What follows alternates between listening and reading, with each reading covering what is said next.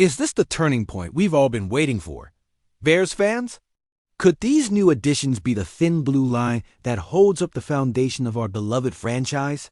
The tension is electrifying as we dive headfirst into the news buzzing. From Hollis Hall, where the air is thick with anticipation and our hopes rise like the skyline on a fall evening. Hit that like button, smash subscribe for your daily Bears fix, and let us know, are you ready for the Bears to reclaim the glory of the Windy City? Sources whisper like ghosts around Hollis Hall, revealing that the Bears have turned the page, signing not just one, but two veteran warriors to bolster our defense. The rumors are swirling like a Chicago snowstorm, hinting at what could be an explosive shift in the trajectory of this franchise as Ryan Poles makes moves that seem calculated yet bold. What's it all mean? Who are these fresh faces that might be wearing the navy and orange, and how could they change the fate of our team? Well, hold on to your hats, because we're about to delve into it. Set your sights on Tenno Pagno, a name that's been under the radar but could resonate through the locker room like a battle cry. Standing 6 feet 7 inches and weighing a formidable 285 pounds, this defensive end comes packing some muscle and grit. Injuries have held him back, only appearing in 4 games last season. But with 16.5 career sacks, he's not just any rotational player. He has connections that run deep within Hollis Hall, having been scouted by Poles back when he was with the Chiefs. If you followed the narrative, you know we're desperate for edge rushers who can localize the chaos and apply pressure like a bear on a fresh prey. Yet, he's not a game changer. At least not yet. Why?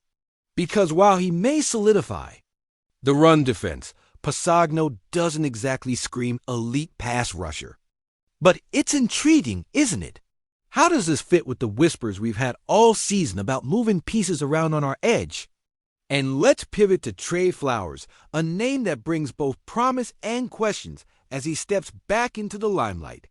This former star cornerback, a physical specimen at 6 feet 2 inches and around 200 pounds, commands respect on the field. With 95 career games under his belt, he's not just a random addition. Instead, he's a strategic insurance policy. With Yalen Johnson facing injury troubles that could sideline him for weeks, how critical is it that we've snagged Flowers? It's strategy on top of strategy. Suddenly, our cornerback room feels crowded, but not in a bad way. Each layer adds depth, an arsenal of talent to choose from as we head into the fierce battleground that is the NFL season. With Flowers and Dewey, other talents vying for position, you have to wonder who among them will rise to greet stardom, who will take a shot at their moment under the Chicago spotlight. The decisions that Dan Johnson is making here are more than mere signings. They draw a line in the sand and set the stage for an upcoming battle, and the stakes are higher than they've ever been. We're on the cusp of something monumental, and it's enough to make your heart race. But we know the heartache of past seasons. Think Walter Payton. Think Lawrence Taylor. Legends have graced our fields, but we've too often felt the weight of underachievement. Will these two veterans bring something new to the table? Or will we be left yearning for what could have been?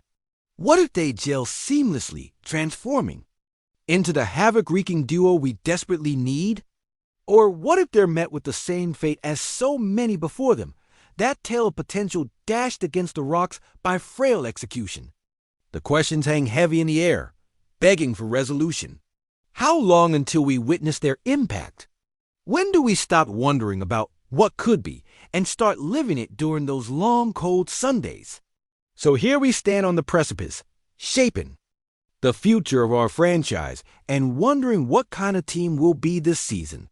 Will we witness resurrection and glory, or will we be reminded of our fragile reality? The clock is ticking, and I promise you one thing, this story is far from over. Buckle up, because part 2 is coming, and it's bound to shake the very foundations of Soldier Field. Listen up, Bears faithful. It's time to channel that gut-wrenching agony we've endured, from the double doinks to the heartbreak of just falling short, and let it fuel our fire, because we know the path to redemption is filled with peril.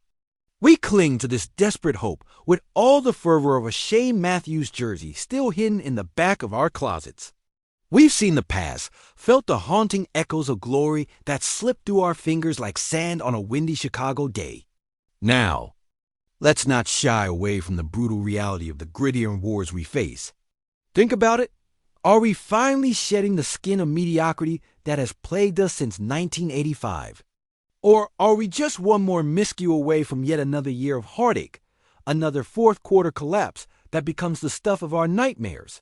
Because I'm telling you, this is a pivotal moment, and every single player in that locker room feels the weight of the entire city on their shoulders, a pressure cooker that's ready to explode if they make one wrong turn. And I mean it. The tension is as thick as the fog rolling off Lake Michigan in late November. If the front office thinks they can sell us on the promise of future stars without delivering now, they better get ready for a revolt, because we're done with empty promises and disguises, done with the idea that we're just one or two pieces away while every one of our rivals, yes, I'm looking at you, Packers, Lions, and Vikings, laughs in our faces. But what if this year is the season we finally choose to channel our rage into something monumental? Just imagine the scoreboard lighting up in that last minute and glimpsing the fire in Justin Fields' eyes as he scrambles for that critical first down, that tension as thick as my Aunt June's famous chili on game day. Would that spark a rebellion within the ranks, triggering a chain reaction of energy, enthusiasm, and a battle cry that's been too long forgotten? But what are we ready to sacrifice to change the narrative? To step out of the shadows of legends like Singletary and Ehrlicher, who bled blue and orange, and let's not forget Hester, dazzling in the return game, peeling back the layers of what it meant to be fierce and true?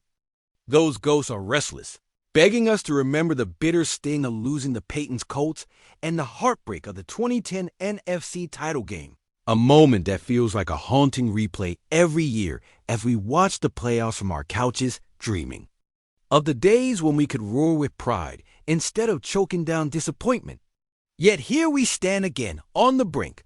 Are we destined to let history repeat itself? Or can we muster the strength to break free from the chains of our past? Look around you. The flickering passion in the eyes of true Bears fans can ignite the impossible. We've survived disappointment enough to know the sweet taste of victory is only a heartbeat away. But the lingering question remains, will we seize the day, or will this season become another chapter of what could have been, a painful reminder that no matter how much we believe, we may just spiral back into the abyss once more? We have a choice to make, a decision to embrace the chaos, to channel our frustrations into unwavering support and demand nothing short of excellence. Are we ready to redefine who the Bears are, rising from the ashes of past failures, or do we let our scars bind us to a fate too familiar, too painful to bear? Because, my friends, as the leaves turn and the chill of autumn settles into our bones, we cannot stand on the sidelines any longer. This is our moment, our time. Let's tear down the walls of fear and uncertainty, because this city, these colors, deserve to awaken the echoes of glory once again, this time forever etched in the seas of legendary brilliance.